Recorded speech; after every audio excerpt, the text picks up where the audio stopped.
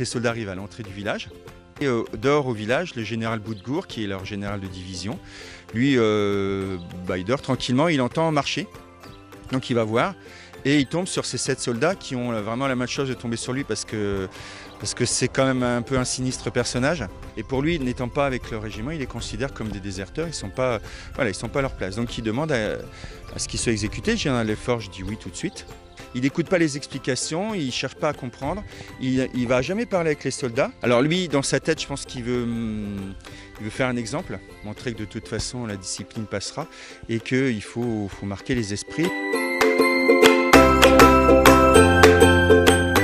Donc ils sont arrêtés à minuit et dès 4 heures du matin, le régiment 327e va être porté au lieu de l'exécution. Donc en partant aux Essarts, là on leur dit, c'est leur sous-lieutenant, c'est pas leur général qui les a fait arrêter, qui leur annonce, qu'ils seront exécutés pour l'exemple parce qu'ils sont considérés comme déserteurs. Donc là ils sont pas d'accord, ils protestent, mais donc leur sous-lieutenant va retourner voir le général, il va réinsister, mais bon l'autre c'est un mur, donc ça ne servira à rien. Et donc on va les emmener. Pendant tout le chemin qu'ils vont faire, donc des Essarts en passant donc par les bords et en arrivant au lieu d'exécution, il y a quand même 3-4 km quand même pour arriver là-bas, ils vont pleurer, il y a même un soldat qui va dire, si vous voulez, vous nous mettez aux avant-postes devant et faites-nous tuer par les Allemands plutôt que par les Français. On préfère mourir sous les balles allemandes que sous les balles françaises parce que nous on n'a rien fait.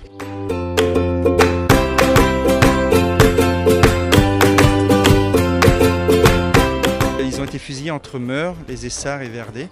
Donc on est dans le cimetière de Meurs, au bord de la Nationale 4, on entend les camions derrière. Et donc le maire de Meurs, il y a 2 ans, a décidé de mettre une plaque. Il a trouvé ça important de marquer l'événement et d'en faire une plaque. Donc sur la plaque, on a les noms des 7 soldats, donc fusillés avec les dates et la date de réhabilitation en 1926. Ils étaient tous du coin de Valenciennes. Des tisseurs, l'autre, il y en a un qui était pâtissier. Et ils avaient tous une trentaine d'années en fait, parce que c'était donc un régiment de réserve. Donc les soldats qui vont les fusiller sont des soldats du 327e, donc des amis, des connaissances, plus ou moins, des gens qui connaissent. Il y a une première salve qui est tirée. L'officier qui fait tirer la salve doit se rendre compte que comme il y a des tirs qui atteignent pas leur objectif, voilà. Donc les 7 soldats tombent en même temps. Donc il fait retirer une deuxième salve. Sur les 7 soldats, donc il y avait donc 4 morts et 3 blessés. François Waterloo raconte en disant il fallait surtout pas bouger, faire semblant d'être mort et puis faire comme si on était touché par les balles. Sur les 3 soldats survivants, il y en a un qui est blessé au thorax, donc blessé gravement, et il va mourir dans le train qui l'emmène à Orléans. Donc lui, il ne va pas survivre très longtemps. Le deuxième qui est blessé au genou, lui, il va être emmené à l'hôpital de Cézanne. Et après, on n'a plus de nouvelles de ce soldat-là. On ne sait pas ce qu'il est devenu. Il a disparu dans la nature. Il n'y a plus de traces. On ne sait pas. Et le dernier, François Waterloo, qui lui est indemne, il va se rendre à son supérieur, à son lieutenant, il va aller à son régiment. Cet officier va aller voir le général de division, le général Boutgour qui l'a fait fusiller. C'est là qu'on va leur dire, de toute façon, l'exécution a été faite, donc on le gracie.